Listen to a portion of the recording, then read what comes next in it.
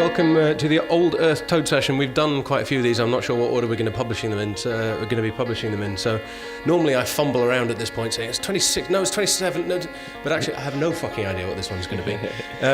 You came in with first song. You said all the individual songs have names, but you tend to lump so that you play them all together. That one's still called First Song. You said it's a working title. You're not quite sure. Yeah, and that's part of an EP.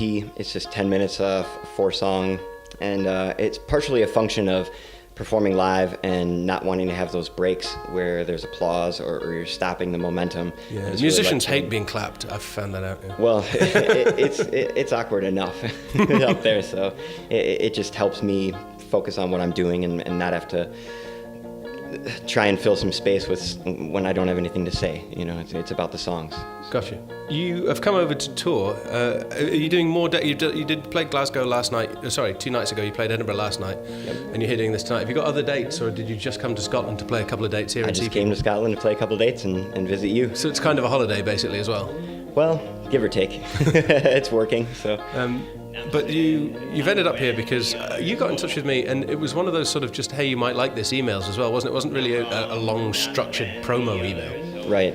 I take it you do all your own PR, do you? I do, and I'm sure a lot of people have ignored the fact that I just treat it like a personal email and how you doing, check it out. I think most people prefer that. I think if people get a lot of emails, it doesn't mean they'll always read it, but I think people do prefer it in principle.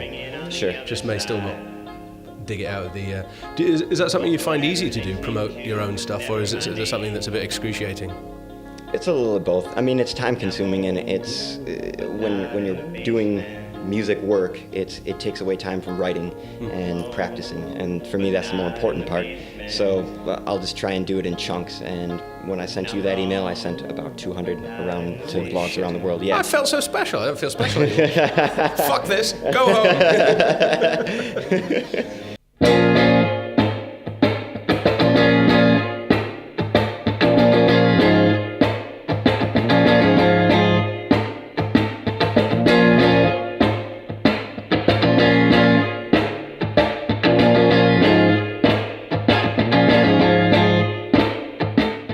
First off, when you get asked by a label to release something with them, I would imagine, first of all, there's not that many labels out there, so there's a certain element of hooray, irrespective of who it is. But then, how much attention do you pay to what else they're releasing or how they go about their business? Or do you do a lot of research into? Absolutely, yeah, and that's what made me so happy about what Ewan was doing, is that I look through it, and that's kind of a requirement for me. I really want the whole roster to be a respectable, or at least what I feel is respectable, yeah. or interesting work, and his attention to the presentation is the strongest thing, and the packaging, and you're given an object that's worth your time. It's not just a kind of tossed off, a real quick replicated thing, but it's definitely something that time was put into.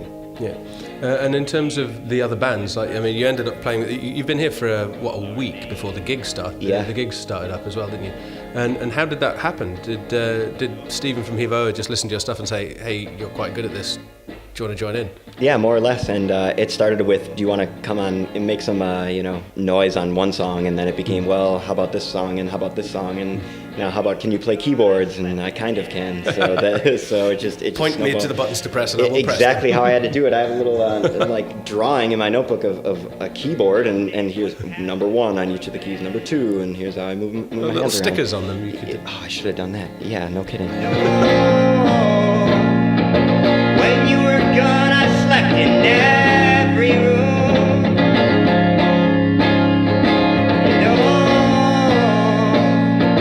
When you were gone, I slept in every. How polished do you have to get before you're comfortable getting on stage with somebody? Or are you happy to just wing it? I'm normally not very happy to wing it, but I just kind of went at it this time, and it was fine. Thankfully, I wasn't out front, and I'm just kind of in there making noise, so I just found spaces, and each time I played through it, I found, okay, well, that I can do, and I found little home bases that I can sit and rely on, and I'll just play that note if I don't have anything else to do, but yeah. And the next track you're going to play is actually from your Mini50 release. Yep. you're going to play two songs from this. Well, two songs. You say it's not necessarily songs. Movements. Should we call them movements, or is Sure. that way too pretentious? You could say songs. They're songs. But you're going to play two. So your first song is called First Song. Your second song is called Two. And just to fuck it all up, your fourth song is One.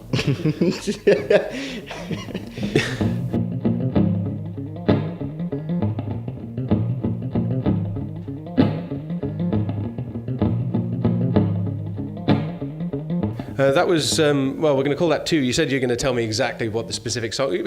Can you not tell the people on the podcast what the name of the... There's like 12 songs. I can't remember. They all have long, convoluted names, and yeah. That you just played? Yep. You just played 12 songs? No, I'm saying that. all the songs on the record. Yeah. What did you just play? It wasn't Two, though. I mean, there must It be was a the specific first song name on for that track one. 2, yeah. Yeah. Yep. But it has a name. It does have a name. I just don't remember it. There's too many names. There's too much language floating around with what I'm doing. Now, see, so. I get guilty when I do that with musicians, and it's like, what's your favourite song on my album? It's like, fuck, I don't know, the one in the middle of side 2 with the really nasty guitar bit and shit. And then I feel the shame. Yeah. But if you're doing it yourself...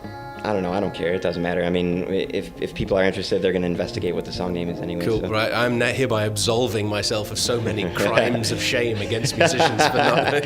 No, I was really, really uptight about that. Next up, we've got a couple of tracks that you've picked by bands that I know absolutely fuck all about, actually. Land of Vandals with Wildfire first. Mm-hmm. You said, where did you say those guys were from? They're from Madison, Wisconsin. And yeah, they just put out a record, and it's really, really wonderful. So I'd really like to give them a little push and... Are they just friends of yours, or is it just a band that you happen to know? No, I wrote to them about playing a show, but sometimes those things just, you get lost in the shuffle. So yeah, because well, I find it interesting because actually I find that the best way, because I'm a blogger and I hope people read the blog to pick up tips about music, but actually I find other bloggers not the most reliable source of new music. I find speaking to bands is actually the best way to get tips, because you play shows with somebody and some guy will open the show and play 20 minutes and nobody will listen, but you'll be sitting there thinking, wow, this is amazing. Exactly. And then you tell people. Right.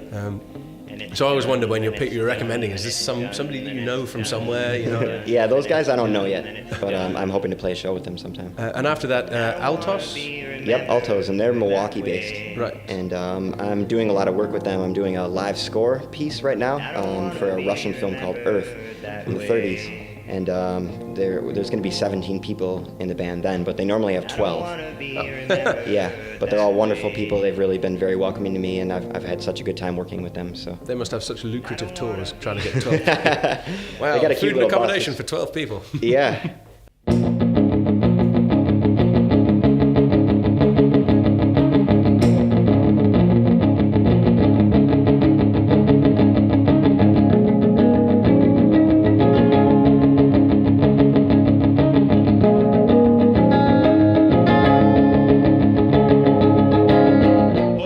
We're down to our last session track. Now, you asked me to look up the name of this because it does have a name, and I have to confess, I failed to understand that these were the names.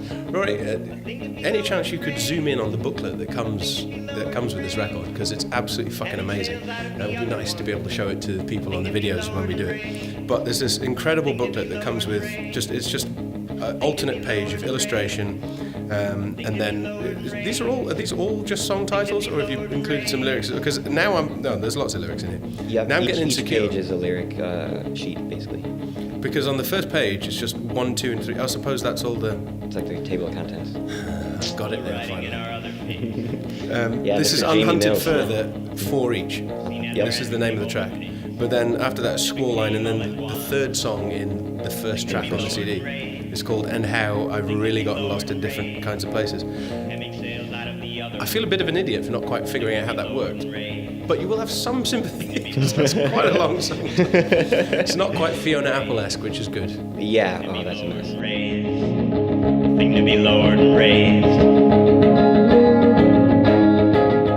Thank you very much for coming in. Then we are, in time-honoured Toad Session fashion, going to fill you full of beer and food.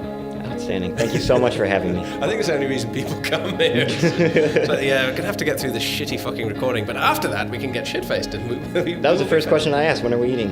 Are we doing the eating first, or are we... Yeah, I remember. I forgot. I think I would have been a bit less welcoming if I'd realised that. Fuck off to Domino's then. Bollocks. I just was trying to buy time to remember my song names.